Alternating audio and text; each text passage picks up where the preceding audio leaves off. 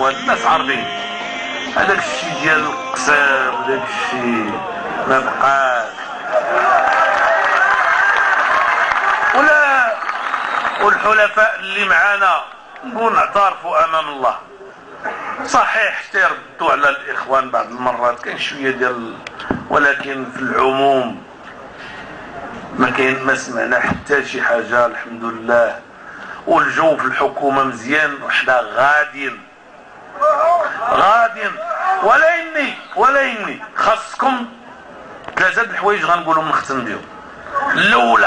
الاولى هاد صحاب المؤامرات وشي لنا حنايا دابا كتواجهنا واحد النوع من الصحافه، ماشي الاحزاب السياسيه، ماشي النقابات، بالعكس ماشي الباترونه، كتواجهنا واحد النوع ديال الصحافه اللي موراها مصالح، اللي معروفه واللي ما باغياش تفهم والو، واللي ضد دائما كانوا وتيكذبوا على الله. اما حتى الاحزاب السياسيه يعني حتى اللي كنا كاع مخاصمين معاهم داروا اشارات لطيفه. السي البكوري ملي طلع لنا رئيس ديال الاصل المعاصره جا لعندي وكان غايه في اللطف، والسي مزوار جا لعندي استدعاني برجليه حتى للدار باش تجي نحضر ليه المؤتمر. وطبعا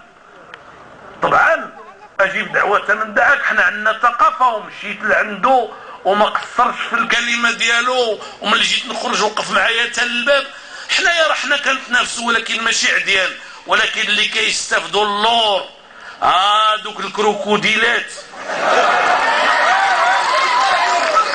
اللي انا واحد القضيه انا باغيهم غير يحترموا القانون وياكلوا بالقياس ويخليوا شي بركه للمساكين او تادو كيفاش هذه القضيه.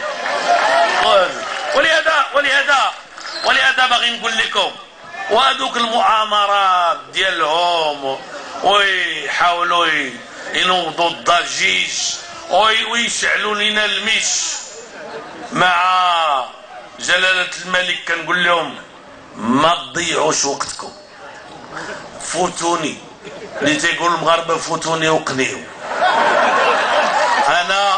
انا ما غنصطدمش بجلالة الملك، ديروها في البال ديالكم باش تكون الامور واضحه. المغاربه انا كنقولها لكم، وداك الشيء كله غير المؤامره. يلا طلعت جابوا لي واحد المظاهره ديال العيالات البرلمان فيها شي وحدين جايبينهم من ورزازات، قال لك هم السلاليات جاو يحتجوا علاش ما درت لهمش العيالات وزراء. اش بيني انا وبين ورزازات يجيبوا لي العيالات حتى للرباط، وشويه كل ساعه يجبدوا لي قضيه. كنبقى غير كنشوف وشوف. انا نقول لهم واحد القضيه، انا راه ما كنديرش السياسه ديال الحسابات الخاويه، ما نعرفش ليها، وقلتها لجلالة الملك بصراحه. كون عام سيدي انا الخدمه نحاول نحضيرها ما نعرفش.